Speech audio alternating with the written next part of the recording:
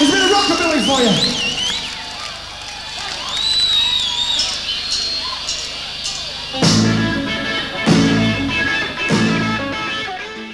Hi everyone and welcome back to my channel. Today I'm going to be talking to you about the Manly Vale Hotel in Manly and yeah, just a brief sort of history and a look back at what it used to be.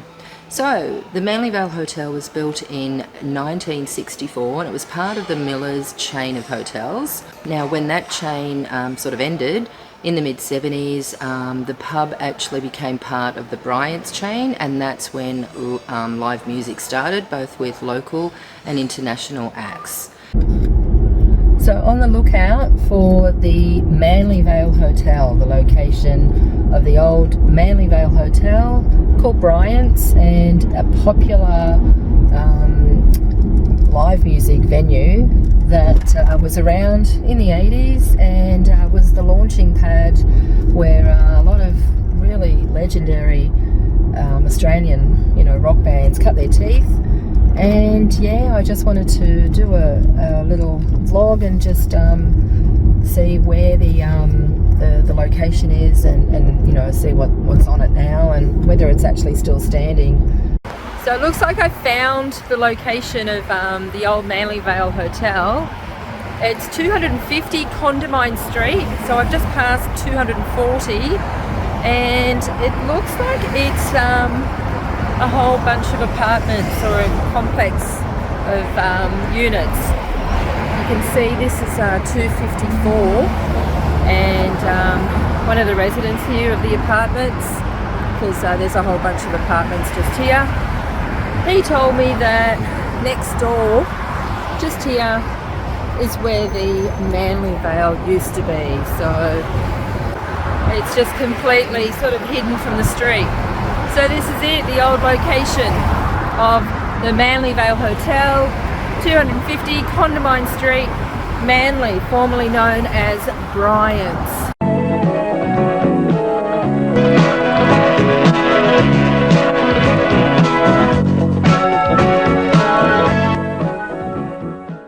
Lots and lots of bands played at the Manly Vale, whether it was local or international, so I'll rattle off a few of them. Here we go. Radiators, the Party Boys, they actually recorded their live at several 21sts there with James Rain, Kevin Borridge, Harvey James and Buzz Bidstrup. Midnight Oil, Cold Chisel, Skyhooks, Dragon, Billy Thorpe, Church, Avion. I think AC/DC might have played there in 1975. Matt Finish, The Flowers / Icehouse, Sunny Boys, Divinals, Mental as Anything, Mondo Rock, Moving Pictures, Radio Birdman, Psychotic Turnbuckles, Richard Clapton, who actually you can see on his album The Great Escape a picture of him at the Manly Vale. It's a great shot. Also, there were a couple of bands that recorded some videos there. Dragon apparently recorded, there's a film clip you can see called Ramona.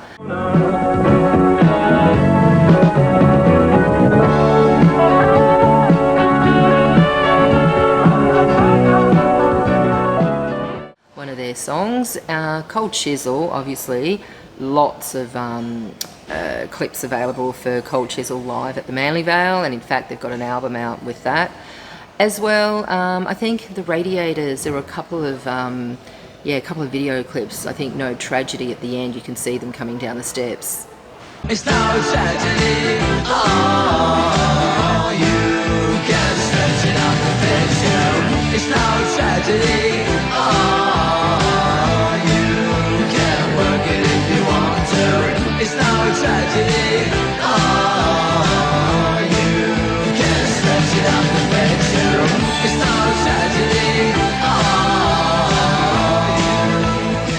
Many international bands played at the Manly Vale, and some of these include Simple Minds, Dead Kennedys, Deep Purple and Ian Gillan at another stage, John Mayall, UB40 apparently played a New Year's Eve gig there once, Eric Burden from the Animals, he came, George Thorogood was there in '83, and Steppenwolf. The Cure, the Stray Cats, the Romantics, the Reels, and yeah, two people that I wanted to mention, I think, who were kind of around the scene at the time was Jeff Dunn. He was like the publicity, booker of the venue, and Craig Ham was the manager. Some memories of punters that were at the Manly Vale. There were a few people that apparently got zapped from the dodgy wiring. There was one bloke who apparently in the mid-70s saw a band, got electrocuted or something, and spent a week in hospital. Apparently Billy Thorpe used to blast out the circuits on, numerous occasions, and there was one person who apparently went to a Cold Chisel concert with a rather glamorous girl, and he was wearing her tight leather pants, and he remembered the first VB smashing him in the face, but he survived, I guess. Bar staff apparently said that they had to actually read lips because it was really hard hearing people ordering drinks because of the loud noise or the loud music. And also, drinks were really cheap, $1.20, for beers, $1.50 for spirits. Also, Richard Clapton was quoted as saying that the audience always amused him and his band members. Apparently they would go out into the car park, hundreds of cars with like a marijuana cloud of smoke above their heads. And it was kind of like a ritual apparently, and then the punters would come back in and just start drinking and keep partying. So, what else? A roadie, Phil Dineski, he recalls lots of bands, Billy Thorpe, Skyhawks, Dragon.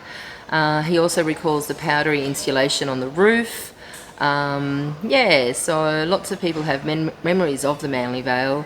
In Excess apparently made a surprise appearance there after their US tour, and in fact it was Gary Morris who actually their first manager, who saw them there, and then after having discussions and meeting with one of the Farris brothers, started booking gigs for them. Now there were quite a few kind of hurdles to overcome with Graham Francis, the licensee, getting rejected with lots of issues to do with the club, whether it was the noise issue, whether it was fire safety, audience capacity. Lots and lots of stuff was going on, and unfortunately the Bryants chain was actually placed into receivership in about 1983. I think the Supreme Court even got involved in something. So in 1991 some new people came along and started to get bands in again. I think it was also called the Peninsula Hotel at one stage, and they sort of changed where the bands played. Sadly, it didn't sort of last long because I guess with the police, the council, people at the liquor board and the residents who were complaining about the noise, eventually they had to kind of close it down. There were too many people who were against it staying open, and I guess the cost of fixing everything was probably just too much. So a lot of things, as I've mentioned, did contribute to the demise of the club. Bob Yates actually has stated that a lot of people were actually making payments to the licensing squad police, as most venues were flouting the laws, and guys would turn up to inspect it and then just turn a blind eye. So I think also there was a man called Shane Homan. He's a teacher and author. I've read an article that he wrote where apparently he claims that the fire at Luna Park actually changed a lot of things in Australia, in New South Wales in particular, where the fire laws could no longer be ignored or overlooked. So the Liquor Act, the people, the police, the council, residents, all these things just kind of piled on top of each other. Now, I did read that perhaps there was some discrimination at live music venues, because there were pubs like down at the Rocks who didn't seem subject to these laws. So, Now, it's interesting, I read the Liquor Act sort of used this excuse, or this, statement, the quiet and good order of the neighbourhood. So they kept claiming that noise levels couldn't exceed the background noise by more than 5 decibels, and then after midnight they couldn't exceed it at all. So also another thing that contributed was that once upon a time you could have 3 people who could make a complaint and they'd listen to it, but then they changed the laws, and even if one person complained, it was enough reason to sort of, try and do something about it. Also, I guess the RBT, random breath testing legislation that came about in 82, that was also another significant factor for venues. So yeah, I guess they're the reasons why the Manly Vale is now housing. It's just a whole bunch of units, and as you can see from the footage, nothing left of it remains. So I've included a lot of flyers, a lot of old images from the Manly Vale Hotel. Some of the pictures I wanted to make mention to Bob King, photographer extraordinaire. He's been around for so many years and deserves so many accolades. He was kindly able to give me some photos of bands that he filmed or that he photographed at the Manly Vale, and these include Canned Heat, The Cure, The Romantics, Simple Minds, John Mayall, and I'm sure there are many others. There's even one of Avion, the Australian band. I didn't actually go to the Manly Vale. I was from the western suburbs and sort of only really travelled to the city and the suburbs. So yeah, I think I did go to the venue. Yeah, I did. I went to the venue at DY, but that was probably the extent. So yeah, I'm a bit sad that I didn't sort of see the Manly Vale in its heyday, but I know a lot of people have. I know a lot of people have got fantastic memories of the Manly Vale. So yeah, I just wanted to make this clip to show you what it looks like now, some of the posters, maybe create a discussion about the good old days, and just for a bit of fun. So hope you like it. Like and subscribe if you haven't already, and thanks for watching. Cheers. If you pan down this way, the Manly Vale, the whole of the top floor used to be one big band room in the 70s, hosting such famous acts as In Excess, The Angels, Simple Minds, UB40, to name but a few.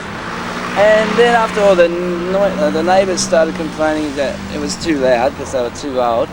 They had to move it downstairs, and you can't quite see it from here, but it's called the basement, and that's where we'll be playing tonight.